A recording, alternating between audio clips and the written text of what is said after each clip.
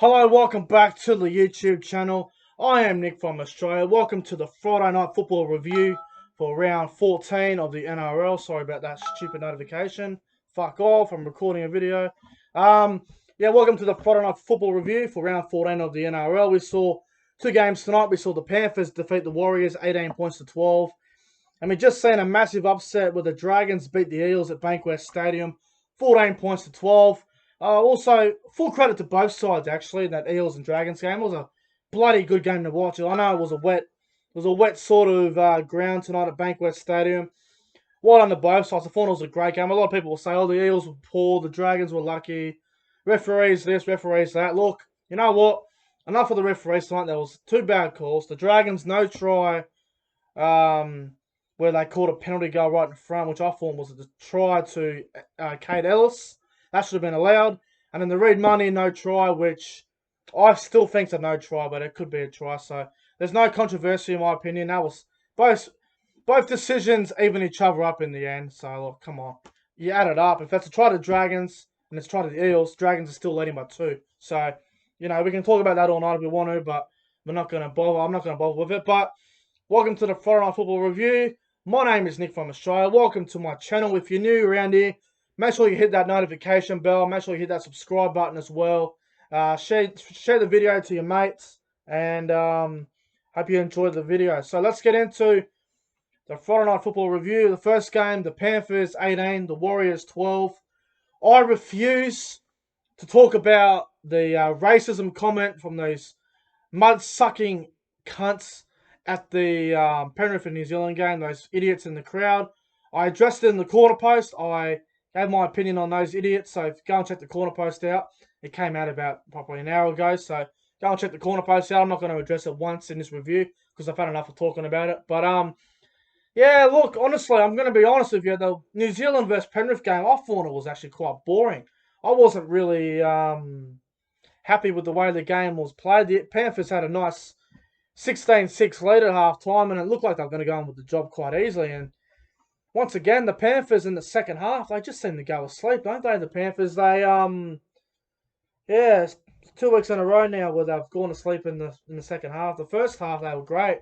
They scored the first try there with Brett Naden. It was a nice pass there from Nathan Cleary, and then Api Coruscant scored from dummy half, which was a nice try, and then Dylan Edwards scored as well. And then right on half time, the Warriors scored a try there with Tuvasa and at 16-6 at half time, or 16-0 early. Penrith, and it looked like the Panthers were going to go on with the job quite easily. And then the Warriors, they called their way back in, and Patrick Herbert scored a nice try. And at that point, it was 16-12, and then I think Penrith ended up getting a penalty goal late in the game, which got them the 18-12 victory. But I'm not really impressed with the Panthers tonight. Last week against Canberra, I thought they were magnificent, but I wasn't that thrilled with their performance. They just found a way to win tonight against the Warriors. A gutsy win. The Warriors didn't go down crying. They come out swinging. They missed a start, but they did a great job to come back into the game. I thought the Panthers were just a bit off tonight. They were able to find a way to win, but I don't think they were brilliant. I thought Nathan Cleary was okay. I don't believe he was absolutely brilliant. He wasn't best on ground. There's no way in the world that he was best on ground. He was good though. I'll give him that. He wasn't terrible, but he wasn't like best on ground in my opinion. My best on ground for this game would probably have to be Fisher Harris or something, or Isaiah Yeo. Fisher Harris was enormous tonight. What did he make? 186 metres, 83 post-contact metres. Fisher Harris was a handful in the middle for the Penrith side. Thought Coruscant had a really solid game. Isaiah Yeo just keeps getting better and better each week. Look, it was a good win for Penrith. As for the Warriors, I thought Tuvasa played very well. I thought, what's his name? Lachlan Burr. I was watching him closely tonight, Lachlan Burr. He's a fucking handful, isn't he? How many metres did Lachlan Burr run for in the end? I didn't even... What did he run for? Lachlan Burr, this fucking app is so shit. Lachlan Burr ran for, what? 35 metres? That's strange. I thought he played better than that, but fucking hell. He started well, and then he went to sleep later on, but Jazz Tavaga was probably the Warriors' best player, to be honest with you. And I thought Daniel Alvaro off the bench wasn't too bad. Isaiah Papali'i was good. Yeah, the Warriors, they tried hard, but in the end, Penrith just a little bit too good. I'm going to give the Warriors' performance a 5 out of 10. I'm going to give the Panthers' performance a solid 7 out of 10. They just found a way to win. My top three on ground, this is very tough because a lot of good players. I'm going to go number 3, Jazz Tavaga. Number 2, Isaiah Yeo. And number 1, my man the match, it's going to go to James Fisher-Harris. I thought Fisher-Harris was quite good. Also, I thought Jerome Luai had a really solid game as well in the 5'8 position. But a good win for the Panthers that they can just build off. And the game we just seen, fuck me, what a game this was. The Eels and the Dragons. The Dragons 14. The Eels 12. My God. Who would have picked this? Who the hell tipped the Dragons? Honestly, give me a name. Who tipped the Dragons? That was some effort tonight. Well, the Eels got off to a good start there. It was a beautiful ball from Junior Paulo to get him through a little hole there for Wagga Blake, and back on the inside to Clint Gufferson. He scored the first try for Parramatta, which was a nice try. And then about 8 minutes later, Michaeli Ravalawa scored a nice try in the corner, and then he scored again before half-time, Ravalawa, and then the Dragons were up, I think it was 10-6 at half-time. And then the Eels start the second half really well with Kane Evans scoring. So at that stage, the Eels were up 12 points to 10. Then the Dragons got a penalty goal to make it 12-all. And then, the no try to Cade Ellis, who came from the Panthers. He's now at the Dragons. The thing that gets me angry about that no try is they're trying to look for stuff. They're trying to find reasons not to give it a try. And it honestly gave me the fucking shits. And it was a fair try, but they didn't give it, which was disappointing. So that pissed me right off. But it was a penalty in front anyway. But it should have been 18-12 at that point, not 14-12. But, you know, the rugby league's played in fast motion. Stop trying to slow the play down. Play it in fucking real time. Play it in normal time. And come on, man. Fuck this slow motion shit.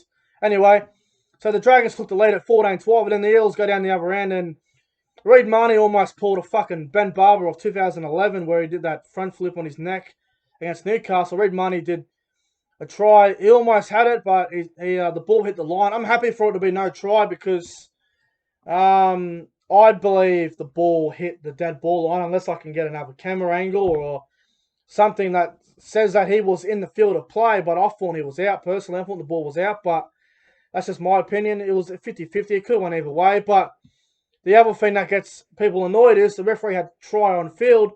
Was there enough evidence to overturn that decision? I am not too sure. I don't think there was enough evidence to overturn that decision, but the referees in the bunker, they clearly think the ball hit the dead ball line. I don't want to be hearing about Parramatta robbed because the Dragons were done the exact same thing down the other end before that. So, you know, both no tries that should have been allowed, pretty much made up for themselves. So I don't want to be hearing about Parramatta getting robbed or Dragons getting away with bad calls because the refereeing the whole game was absolutely horrendous. Honestly, the refereeing was that bad it could have went either way in the end. But, you know, well done to the Dragons on a very gutsy win that keeps their finals hopes alive.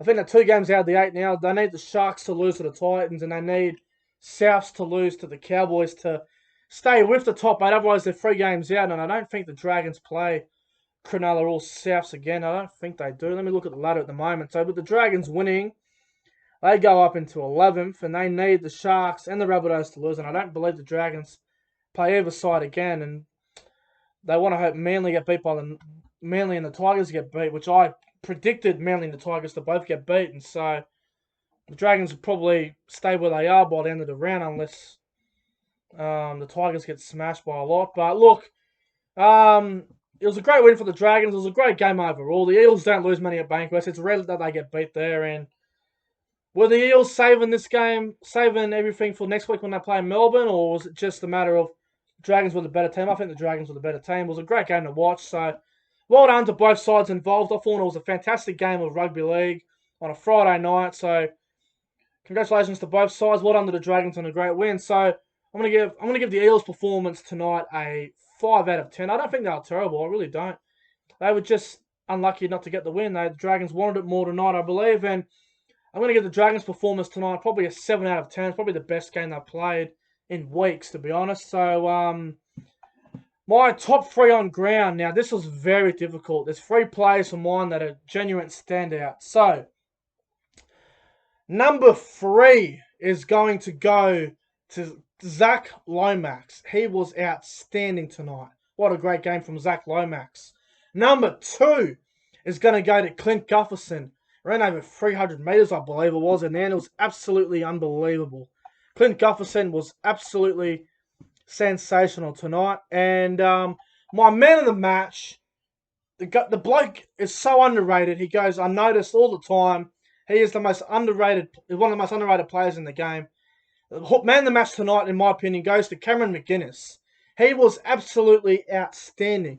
How many tackles did this bloke make? He made about, I swear he made like 60-something tackles in the end. It was ridiculous. Let me find it here on this stupid NRL app if it fucking shows me. Tackles. I need to know the tackles, you moron of an app. Is this it? That's post-contact meters. This app's not going to fucking show me, is it?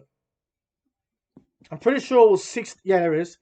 58 tackles. I'm pretty sure it ended up being 60 in the end. So, Cameron McGuinness is my man of the match for tonight's game. Anyway, guys, I'm getting out of here. Hope you guys enjoyed the Friday Night Football review. If you did, make sure you guys go ahead and like, comment, subscribe to the channel. If you're new around here, subscribe to the channel, guys. I'm getting out of here. Hope you guys enjoyed this video. I'll see you guys tomorrow night for the Saturday football review. Until then, stay safe. Have a great Saturday morning. Have a great Friday night, and I'll see you guys later.